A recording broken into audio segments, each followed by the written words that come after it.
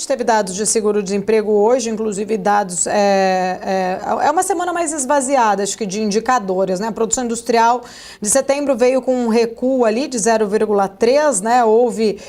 Veio um pouco na margem, inclusive, mas olhando, né? Eu queria entender um pouquinho da economia agora americana, pensando ali, né, numa semana mais esvaziada de indicadores com ali mais pesos econômicos, como a gente viu na semana passada, CPI, enfim, outros indicadores. Parece que o mercado está muito bem atento à temporada dos balanços, principalmente dos bancos aí norte-americanos. A gente tem visto, né, esses bancos surpreendendo positivamente. Queria entender um pouco da tua leitura, se acredita que de fato esses resultados fortes, eles de alguma forma possam vir a pressionar até mesmo o Fed a manter ali uma postura talvez um pouco hawkish ainda, mantendo os juros altos por mais tempo ou não? Olha, Paula, eu acho que o Fed ele não tem muita saída em relação ao plano dele. Ele vai ter que ir de 25 agora em diante, porque a economia está forte, o resultado dos bancos surpreendeu, e não só o resultado do banco, os guidances, né, tanto de bancos, a United, a própria Pepsi, hoje os resultados que estão saindo, no final do dia vai ter Netflix, os resultados têm vindo bons. Até agora, dois que surpreenderam foi a Louis Vuitton, que já era esperado, mas veio muito ruim em comparação ao que era esperado, e o segundo foi a ASML, a holandesa que faz as máquinas para os chips. Ela deu um guidance ruim, abaixo da expectativa para o ano que vem, mas a TSMC hoje de manhã, que é a Taiwan dos semicondutores, deu um guidance muito melhor, tanto que a NVIDIA sobe hoje aqui. O mercado está muito concentrado nisso. Os resultados, eles ajudam a mostrar que realmente, não que o Fed precise parar de cortar, ele não precisa parar de cortar, mas que não precisa ter pressa. Quem tem que entender que a pressa não é necessária é um pouco o mercado, porque também é o mercado que está colocando 15% de crescimento nos lucros no ano que vem, não é o Fed, mesmo com o PIB encolhendo. Então, assim, os valuations aqui, eles estão precificando um mundo perfeito, e a gente sabe que o mundo perfeito não existe. O problema não é só o Fed. Esse que é ao todo, Paulo. O problema é o mercado também querer que o mundo perfeito aconteça, onde a gente sabe que tem uma desaceleração da economia, você tem um mundo crescendo menos, mas o mercado tem 15% de crescimento nos lucros no ano que vem. Vai ser bem interessante acompanhar tudo isso. Ô, Fábio, como que esse cenário pode impactar a trajetória do dólar e também dos títulos aí do Tesouro, na tua opinião?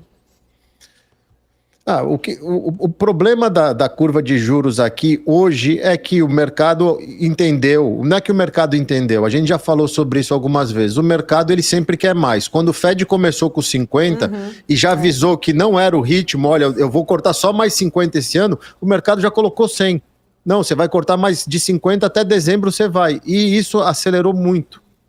Por isso que o 10 anos recua, essas coisas recuam, porque mostram que a economia está forte. Na minha cabeça, vendo os dados econômicos, vendo os guidances das empresas, porque o resultado da empresa é o passado, eu quero olhar o que a empresa está falando para frente, agora que a própria empresa sabe que o cenário são de juros mais baixos. Quando a gente olha isso, a gente entende que está todo mundo ciente que a economia está forte, está todo mundo ciente que a inflação, por enquanto, não é um problema, mas tem o fantasma. Até o Druckenmiller ontem, numa entrevista para a Bloomberg, falou, ele está apostando que se qualquer coisa começa a dar certo, porque qualquer notícia da China agora vai ser positiva, é estímulo, é qualquer coisa. Se o mundo dá uma arrancada, ele também tem muito esse medo dessa inflação voltar e o Fed ser pego de calça curta. Só que nesse momento, ele criou isso, ele tem que fazer. Tem que continuar cortando de 25 para dar motivo para falar, olha, agora eu não preciso mais cortar, mas ele não pode parar. Então é torcer para tudo dar certo. Esse é o grande ponto, Paulo, torcer para tudo dar certo, que os sinais hoje é de uma economia ainda bem saudável.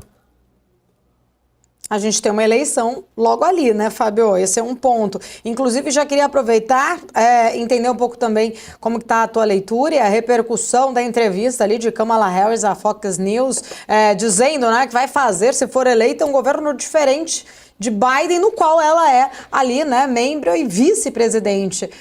Como que está a reação, inclusive, em relação a estas falas de Kamala Harris?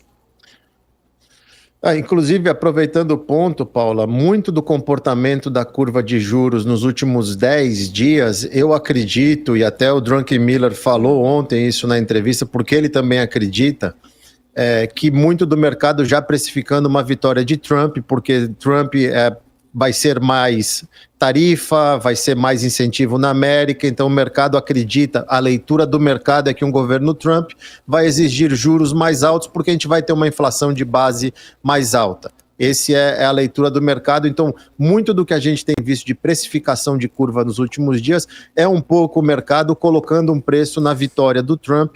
As pesquisas ainda são muito apertadas e quanto mais a Kamala se expõe, mais nítido fica que, primeiro, ela não consegue se desvincular do governo atual, como ela tenta, e, infelizmente, ela não tem muito traquejo com mídia, com a maneira de se expressar, parece que é tudo muito robotizado, então geram várias teorias, e ela foge de perguntas, ela foge de debates, então também tem prejudicado o lado dela em relação a tudo isso. A entrevista com a Fox, que era um ambiente hostil para ela, foi uma entrevista sem pé nem cabeça, ela foi bem pressionada e ela se saiu mal nas perguntas que deveria ter já a resposta pronta.